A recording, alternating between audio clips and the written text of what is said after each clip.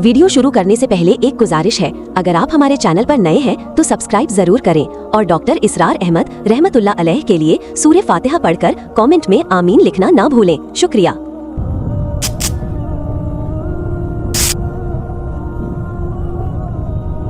कि इस दुनिया में जो कुछ भी किसी को मिला है वो सिवाय दुनिया के साजो सामान के और कोई उसकी हकीकत नहीं है। बरतने की चीज है, इस्तेमाल की चीज है। अगर कहीं दुनिया की किसी शय के लिए निगाहों के अंदर कोई कद्र, उसकी कोई अजमत, उसकी कोई मोहब्बत, उसके लिए कोई तलब, अगर ये चीज पैदा हो जाए तो इकामत दीन की जिद्दोजहद की तरफ पहला कदम भी नहीं उठेगा। गाड़ी नॉक करेगी, चलना चाहेंगे आप, जो है गैस दे रहे हैं, गाड़ी नहीं चलेगी।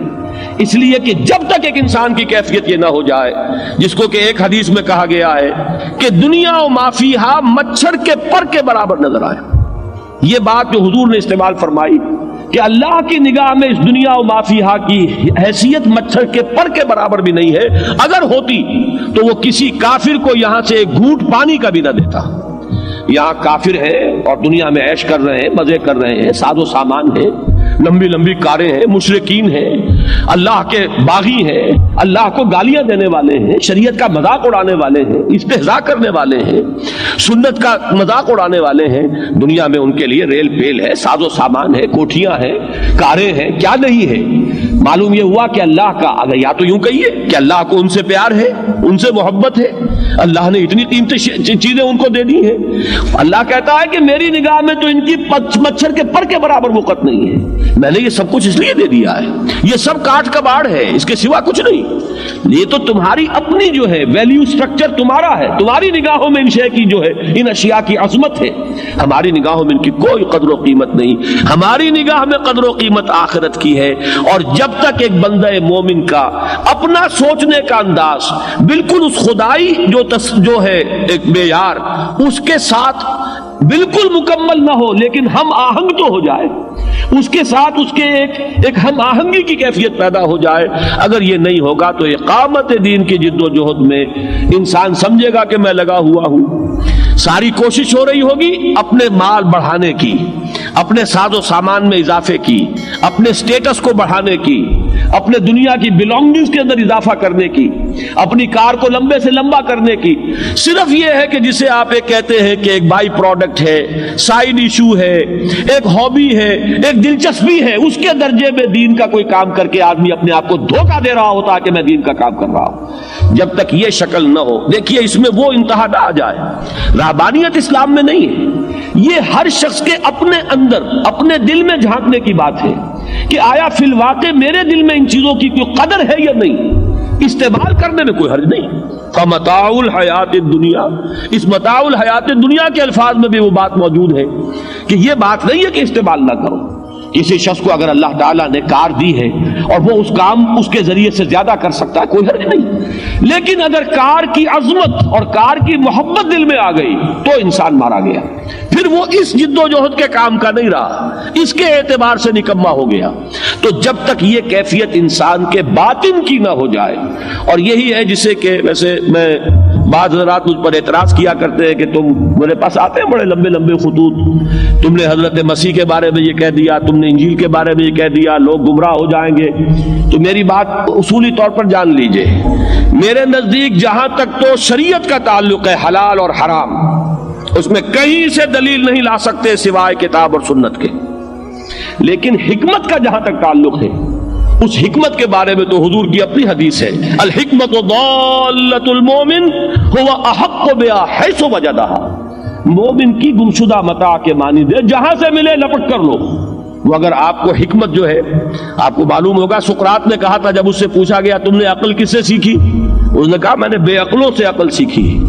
उनके रवैये को देखकर जब मुझे महसूस हुआ एक शख्स ये काम गलत कर रहा है, तो तंबी हो गई मुझे कि अब मैं ये काम नहीं करूंगा, लिहाजा मैंने तो बेअक्लों से अक्ल सीखी है। इस एतबार से अपने जहन के दरवाजों को बंद न कीजिए। हिकमत अगर इंजील में हो, हिकमत अगर बाइबल में हो, हिकमत अगर उपनिषद में हो, तो मुझे तो कम से कम उनसे भी कोई एराज और इनकार की बात नहीं। تو ایک لفظ اصل میں بیان کرنے لگا تھا جو ہندو فلسفے میں آتا ہے کہ کمپلیٹ ڈیٹیچمنٹ. ڈیٹیچمنٹ کے معنی کیا ہے؟ اپنے آپ کو مکمل لا تعلق کر لینا. ایک لا تعلق ہے دنیا کی لذات سے کنارہ کشی، یہ رہبانیت ہے. ایک یہ کہ دلی تعلق اس سے منقطع ہو جائے. جو چیز جائز ذریعے سے، جو چیز اللہ تعالیٰ دے رہا ہے، ایک بالکل نارمل طریقے پر آ رہی ہے. آپ کی جد و جہد تو ہے ہمتن دین کے لیے، لیکن اس کے باوجود اللہ تعالیٰ آپ کو اگر کوئی چیز فراہم کر دیتا ہے تو اس سے استعمال کرنے سے کترانا، یہ رہبانیت ہے. اس رہبانیت کی ہمارے دین میں نفی کی گئی ہے. لیکن خود اس کا جویا بن جانا، متلاشی بن جانا، اس کے لیے قدر و قیمت دل میں ہونا، اس کے حصول کی جد و جہد کرنا، یہ وہ چیز ہے کہ اگر یہ کسی درجے میں بھی موجود ہے تو پھر آپ ایک عام مسلمان جو حلال اور حرام پر کاربند رہے، وہ اس درجے میں تو آپ مسلمان رہ سکیں گے. اقامت دین کی جد و جہد نہیں کر سکیں گے. اس کے لیے شرط لازم ہے کہ آپ کے ذہن کا، آپ کے سوچ کا، آپ کی نفسیاتی کیفیت جو ہے وہ اس سانچے میں ڈھل چکی ہو. فما اوتیتم من شیء فمتاع الحیات الدنیا، جو بھی کچھ تمہیں دیا گیا ہے. اور شیئن، یہ جو عربی سے دلچسپی رکھنے والے حضرات ہیں ان کی توجہ کے لیے عرض کر رہا ہوں کہ نکرہ التنکیر جو یہاں پر آیا ہے للتفخیم، کہ بڑی سے بڑی شے، بڑی سے بڑی کار، بڑے سے بڑا بنگلہ، بڑی سے بڑی کوئی کاروباری حیثیت، بڑے سے بڑا پولیٹیکل سٹیٹس، کچھ بھی ملا ہو اس کی نگاہوں کے اندر پر کے برابر، مچھر کے پر کے برابر وقت نہیں ہونی چاہیے. اگر یہ کیفیت ہوگی تو اقامت دین کی جد و جہد میں تمہارا قدم آگے بڑھے گا. اور اگر یہ نہیں ہے، انہی کی عظمت دل میں بیٹھی ہوئی ہے، انہی کی قدر و قیمت ہے، نگاہیں چکا چوند ہو جاتی ہیں، متاثر ہو جاتا ہے انسان. ایک لمبی سی کار چمکیلی سی زناٹے سے گزری اور اعصاب کے اندر ارتعاش ہو گیا کہ بڑا خوش قسمت ہے یہ شخص. کیا معلوم کہ وہ سب سے زیادہ بدقسمت انسان ہو، اور یہی اس کا دنیاوی جو ساز و سامان ہے، یہی اس کے سانپ اور بچھو بن جانے والے ہیں اس کے قبر میں. ہمارا جب تک کہ نقطہ نظر یہ نہیں بنے گا، میں نے عرض کیا کہ عام شریعت کے اوپر عمل کرنے کی سطح پر تو انسان شاید چل سکے. اقامت دین کی جد و جہد، وہ جد و جہد جو اولو العزم من الرسل کرتے آئے ہیں، وہ جد و جہد جو تاریخ انسانی میں ایک ہی مرتبہ ایک لائف سپین میں تکمیل کے مرحلے تک پہنچی ہے، اور وہ محمد الرسول اللہ صلی اللہ علیہ وسلم کی مثال ہے. اس جد و جہد کے انسان کام کا نہیں ہے جب تک کہ یہ صورت پیدا نہ ہو جائے.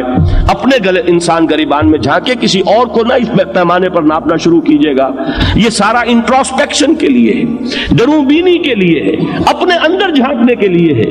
فما اوتیتم من شیء فمتاع الحیات الدنیا وما عند اللہ خیر وابقى للذین آمنوا وعلی ربہم یتوکلون.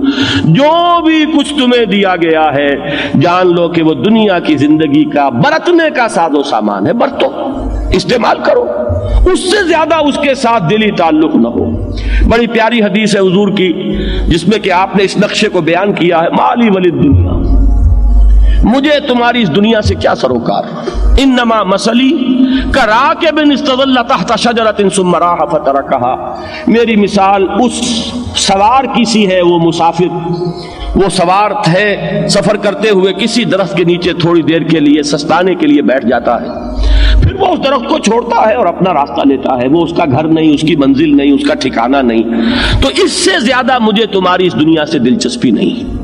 یہ کسی نہ کسی درجے میں، میں یہ نہیں کہتا کہ حضور کے درجے میں یہ پیدا ہو جائے گی، یہ میں نہیں کہتا کہ صحابہ کرام کے درجے تک پیدا ہو جائے گی، ویسے یہ میں نہیں کہتا کہ ناممکن ہے، اللہ تعالیٰ جس کو دینا چاہے دے.